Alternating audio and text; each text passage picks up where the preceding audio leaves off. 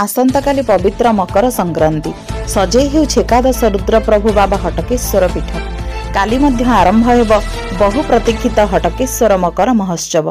काली ठारू 18 तारिख पर्यंत 5 दिन व्यापी चलिब एही महोत्सव। सभापति विधायक प्रदीप कुमार साहू और प्रशासन लागि पड़िछन्ति प्रस्तुति रे। साजसजा चली उष्ण प्रश्रवण क्षेत्र। मात्र फिका पड़ी मकर मेला। 1 मास धरी चले मकर मेला। लोक माने आसी नाना रकमर जिनिस किनी थांती। अदिनिया वर्षा साजिछि काल। चाषी हताश, धान फसल नष्ट।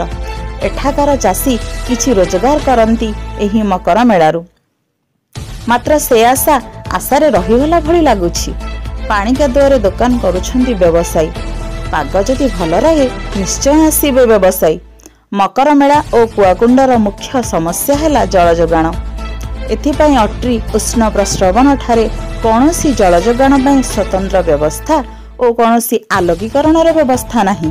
राज्य पर्यटन विभाग नेउ नहीं कौनसी स्थायी पदक्षेप। महोत्सव समय अस्थायी भाव हेउछि व्यवस्था। एहार स्थायी समाधान आलोकीकरण एही पीठर उन्नति पाई मंजूर राशि केबे उपयोग हेबो ताहा देखिबाको बाकी रहिला। केबे चमकिब भारत वर्षर सर्वबृहत स्वास्थ्य पर्यटन स्थली अट्री और पवित्र हटकेश्वर पीठ।